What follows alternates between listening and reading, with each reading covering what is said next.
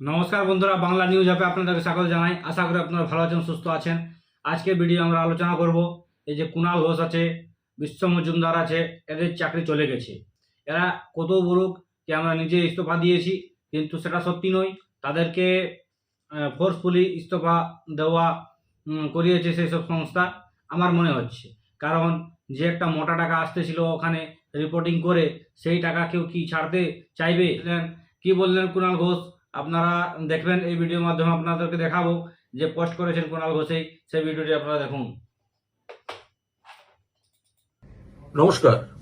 কুণাল ঘোষ সংবাদ প্রতিদিনের consulting editor হিসেবে সংবাদ প্রতিদিনে আমার চেম্বার থেকে এটি আমার শেষ ভিডিও। ভোটে আমি তৃণমূল কংগ্রেসের বিধায়ক হিসেবে নির্বাচিত হয়েছি এবং সরকার বদলও হয়েছে।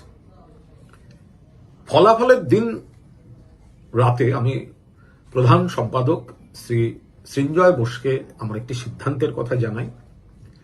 সেটি হচ্ছে যে যেহেতু এখন নতুন সরকার রাজ্যে চালাবে, সে ভোট বিতর্ক গণনা আমি এসবের মধ্যে ঢুকছি না, এবং আমি কাগজের কনসাল্টিং এডিটর, আমি আরেকটি পার্টির যারা এখন বিরোধী হবে তাদের বিধায়ক হিসাবে আমি নির্বাচিত। ফলে এটা একটা অভ্যন্তরীণ সংঘাতমূলক জায়গা। যারা নতুন সরকারে এসেছেন তারা পছন্দ করবেন না যে একটি কাগজের কনসাল্টিং এডিটর বিরোধী দলের একজন বিধায়ক।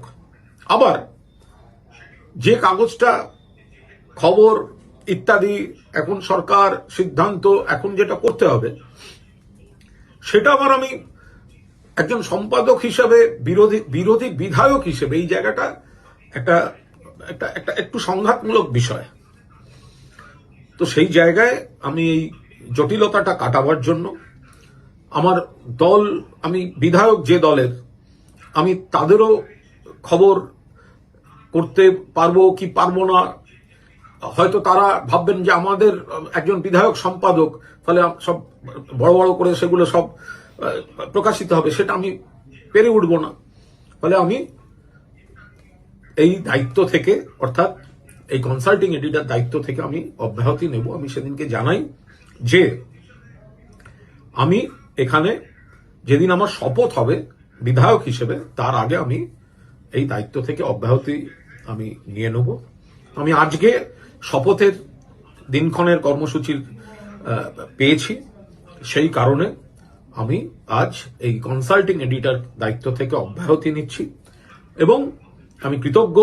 আমি টুটুদা খুব অসুস্থ, টুটুদাকে আমি দ্রুত আরোগ্য কামনা করি। সৃঞ্জয় বোস বা যারা আমাকে এই আবার প্রতিদিনে আসতে খুব সহযোগিতা করেছিলেন, সৌমিক বোস, দেবাশিস দত্ত এবং অবশ্যই সৃঞ্জয় বোস, পরবর্তীকালে অরিঞ্জয় বোস, আমি বোস পরিবারের কাছে আমার কৃতজ্ঞতা জানালাম। এই প্রতিদিনের সঙ্গে আমার 92 সাল থেকে সম্পর্ক, কাগজ বেরোবার আগে থেকে। আমি এখানকার ট্রেনিং জার্নালিস্ট থেকে শুরু করে 11টি পদে কাজ করেছি। ধীরে ধীরে ধীরে ধীরে পারফর্ম করে উন্নতি। আমি 3বার ছেড়ে গেছি, আমি 4বার ফিরে এসেছি। প্রতিদিন আমার রক্তে আছে। সাংবাদিকতায় কখনো আপোষ করিনি। কাগজ, সব কাগজেরই লাইন থাকে, আমার সমস্ত রিপোর্টাররাও জানে। বলা ছিল যা খবর যাবে নিশ্চয়ই লাইন মেনে যাবে, কিন্তু এখন এটা সব কাগজের লুকোনোর কোনো ব্যাপার নেই। ফলে এই মুহূর্তে আমি তৃণমূল কংগ্রেসের বিধায়ক। এখন সেই জায়গায় দাঁড়িয়ে আমি এই কাগজের কনসাল্টিং এডিটর। তো ফলে রাজ্যে যারা নতুন ক্ষমতায় এসছেন তারা প্রতিদিনের উপর একটু রেগে থাকবেন, আর রেগে থাকলে তো কাগজের নানা রকম সমস্যা হয়, এগুলো আর আমাকে ভিডিওয়ে বলাবেন না। তো ফলে আমি সেই জায়গায় নিশ্চিতভাবে নিজে কোনো বাধা হয়ে থাকতে চাই না।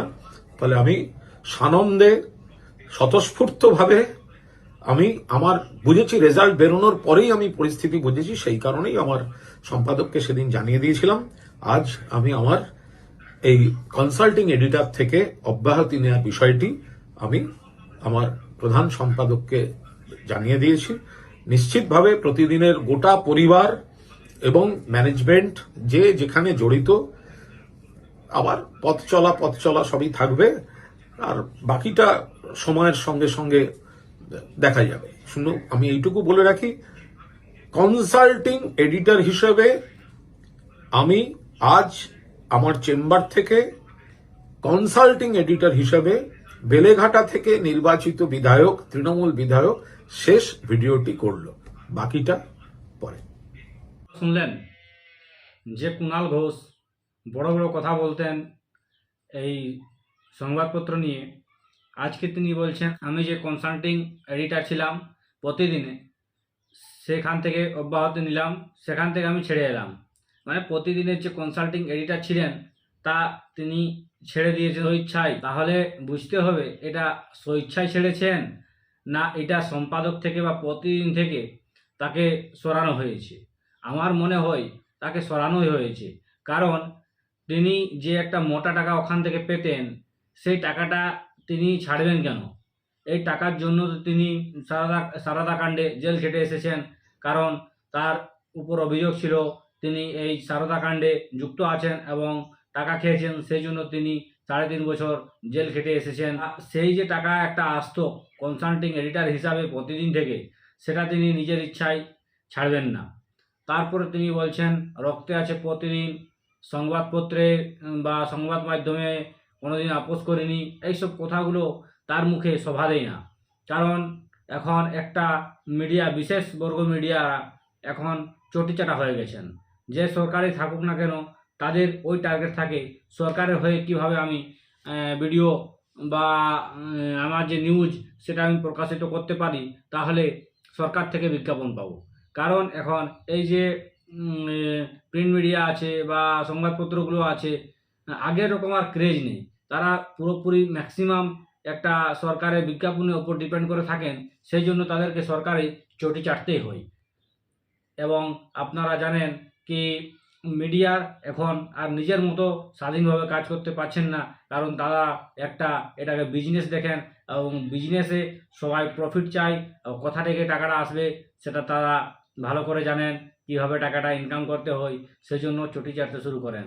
নিউজ 18 বাংলার যে এডিটর ছিলেন বিশ্ব মজুমদার, সেও ছেড়ে দিয়েছে নিউজ 18 বাংলা। ওখানে তিনি ছেড়ে দিয়েছেন বা তাকে তাড়ানো হয়েছে, ব্যাপারটা কি সেটা তারাই ভালো করে জানেন। না, আমার মনে হয় কেউ নিজের ইচ্ছায় অত বড় পদ কেউ ছাড়বে না, সেই জন্য তাদেরকে ওখান থেকে তাড়ানোই হয়েছে। কেউ কত বলুক, এখানে কুণাল ঘোষেই কত বলুক কি তিনি নিজেও ইচ্ছায় ছাড়ছেন, সেটা আমার মনে হয় না তিনি এটা সত্যি বলছেন। এখন মিডিয়া থাকলো না। আমাদের দেশে মিডিয়াকে চতুর্থ স্তম্ভ বলা হয়, কিন্তু মিডিয়া এখন চাটতে থাকে দলের বা সরকারের, কারণ সরকারি বিজ্ঞাপন পাওয়ার জন্য। আপনারা হিন্দি মিডিয়া দেখুন বা বাংলা মিডিয়া দেখুন, যে মিডিয়াই দেখুন না কেন, যে যেখানে সরকার আছে তার হয়েই কথা বলছে। জনগণের যে মূল বিষয় বা জনগণের কি চাহিদা বা জনগণের কি দরকার তা নিয়ে তারা কোনোদিন রিপোর্টিং করেন না। জনগণের সমস্যায় যদি তারা দেখান চ্যানেলে বা তারা পেপারে লিখেন, তাহলে সরকারের উপর একটা প্রেসার তৈরি হয়। সেই প্রেসারটাই সরকার বিজ্ঞাপন দিয়ে বন্ধ করতে চান, এবং এইসব রিপোর্টার থাকায় সেই কাজটা সরকারের পক্ষে সহজ হয়ে যাচ্ছে। আপনারা প্রতিটি মিডিয়া চ্যানেলকে দেখুন, কোনো না কোনো দল হয়ে বায়াসড হয়ে, কোনো না কোনো দলের বায়াসড হয়ে এইসব রিপোর্টিং করছেন বা পেপার বার করছেন বা পেপারে লিখছেন, বা আপনারা দেখবেন কি নিউজ চ্যানেলে এইসব দেখাচ্ছে। কারণ 2021-এর যে ভোট পরবর্তী হিংসা হয়েছিল, প্রতিদিনই একটাও খবর আপনারা পাবেন না। প্রতিদিন আবার পাল্টি মারবে লাগছে আমাকে, কারণ সেই জন্য এইসব যারা আছেন সেই সবকে ক্লিয়ার করছে বা ওয়াশিং মেশিনে নিজেকে ধোয়ার চেষ্টা করছে, কারণ তাকে তো পাল্টাতে হবে। নিউজ 18 আরও অনেকগুলো যে মিডিয়া চ্যানেল আছে বা পত্রিকা আছেন, তারা প্রতিটি সংস্থায় আবার পাল্টি মারার চেষ্টা করছেন। কারণ মিডিয়া হাউস জানেন, যদি সরকারি বিজ্ঞাপন নিতে হয় তাহলে সরকারের চটি চাটতে হবে, সরকারের পক্ষ হয়ে কথা বলতে হবে, সরকারের বিরুদ্ধে কথা বলা যাবে না। সরকার যদি ভুল কাজ করে, সরকার যদি দুর্নীতিবাজ করে, তাও সরকারের বিরুদ্ধে কথা বলবো না, শুধুমাত্র নিজের প্রফিটের জন্য, নিজের ইনকামের জন্য। সেই পরিস্থিতি হয়েছে এখন। মিডিয়া হাউসগুলো এখন বিক্রি হয়ে গেছে। আমরা নিরপেক্ষ মিডিয়া খুঁজেই পাবো না আমাদের দেশে বা আমাদের বাংলায়। এখন সোশ্যাল মিডিয়া এখন উভরে আসছে, সোশ্যাল মিডিয়ার উপর লোকেদের বিশ্বাসটা বাড়ছে, কারণ সোশ্যাল মিডিয়ায় অনেক ইউটিউবাররা নিজের রিস্ক নিয়ে তারা অনেক যা সত্য ঘটনা, যা দুর্নীতি হয় সেগুলো তারা সাধারণ মানুষের কাছে তুলে ধরেন। সেই জন্য তাদের দেখবেন যেমন ইউটিউবাররা আছে, তাদের উপর 25টা 30টা 20টা কেস তারা খেয়ে আছেন, এতটা কেস দেওয়া হয়েছে সরকারের তরফ থেকে, তাও তারা কিন্তু বারংবার রিপোর্টিং করেই যাচ্ছেন সোশ্যাল মিডিয়াতে। কারণ তারা জানেন তাদেরকে সত্যি দেখাতে হবে, কারণ সত্যি তো আর আমাদের মিডিয়া চ্যানেলে বা এই যে পত্রিকাতে দেখতে পাওয়া যাচ্ছে না। তারা শুধুমাত্র চটি চাটতে বা সরকারের পক্ষ হয়ে কথা বলতে ওদের সব পেজ শেষ হয়ে যায়, বা ওদের যে সময় থাকে নিউজ চ্যানেলে সেটা শেষ হয়ে যায়। কিন্তু আপনারা দেখবেন এখন সোশ্যাল মিডিয়ায় একের পর এক জিনিস ভাইরাল হয়, যত কিছু ভাইরাল হচ্ছে বা যত কিছু দুর্নীতি আপনারা দেখতে পাবেন সব কিছু সোশ্যাল মিডিয়ায় প্রকাশিত হয়েছে, সোশ্যাল মিডিয়ায় আপনারা নিখুঁত দেখতে পাবেন। যেমন আমি এখন যে নিউজ আপনাদেরকে দিচ্ছি সেটা সোশ্যাল মিডিয়া ইউটিউবের মাধ্যমে আমি আমার রিস্ক নিয়ে এসব রিপোর্টিং করছি, কিন্তু আপনারা সাপোর্ট করছেন না। বন্ধুরা, আপনারা অবশ্যই সাপোর্ট করুন। চ্যানেলটি যদি সাবস্ক্রাইব করে না থাকেন, চ্যানেলটি সাবস্ক্রাইব করুন, বন্ধুর সঙ্গে শেয়ার করে ভিডিওটি লাইক করে দেবেন, কারণ আপনাদের সাপোর্টের অনেক প্রয়োজন আছে। কখন একটা কেস টেস খেয়ে যাব তখন আমার জীবনে অনেক সমস্যা হবে, আমি একটা জায়গাতে কাজও করি, অনেক অসুবিধা হতে পারে। তো অবশ্যই আপনারা সাপোর্ট করবেন, ভিডিওটিকে শেয়ার করবেন, লাইক করবেন এবং চ্যানেলটি সাবস্ক্রাইব করবেন। তাহলে বন্ধুরা, এই পরিস্থিতি এখন আমাদের দেশের মিডিয়া জগতের বা মিডিয়া হাউসের। কোনো মিডিয়ায় আনবায়াসড হয়ে রিপোর্টিং করতে পারে না। তারা একটা দলকে সমর্থন করেই কেউ বা কোনো দল বিজেপিকে সমর্থন করেন, কেউ বা কোনো মিডিয়া কংগ্রেসকে সাপোর্ট করেন, কেউ বা কোনো মিডিয়া টিএমসিকে সাপোর্ট করেন। যেমন আপনি রবিশ কুমারকে দেখতে পাবেন, তিনি কংগ্রেসকে সাপোর্ট করেন, অ্যান্টি বিজেপি, যেখানে বিজেপি সরকার আছে বা বিজেপির বিরুদ্ধে যতটা বলা দরকার তার থেকেও বেশি বলেন, এবং যতটা কংগ্রেসের বিরুদ্ধে বলা দরকার বলেন না। সেই মতো অনেকজনেই এরকম মিডিয়াবাজ আছেন, কিছুটা মোদি মিডিয়া, কিছুটা গদি মিডিয়া বলা হয়, কিছুটা কংগ্রেসি মিডিয়া বলা হয়, কিছুটাকে টিএমসি মিডিয়া বলা হয়।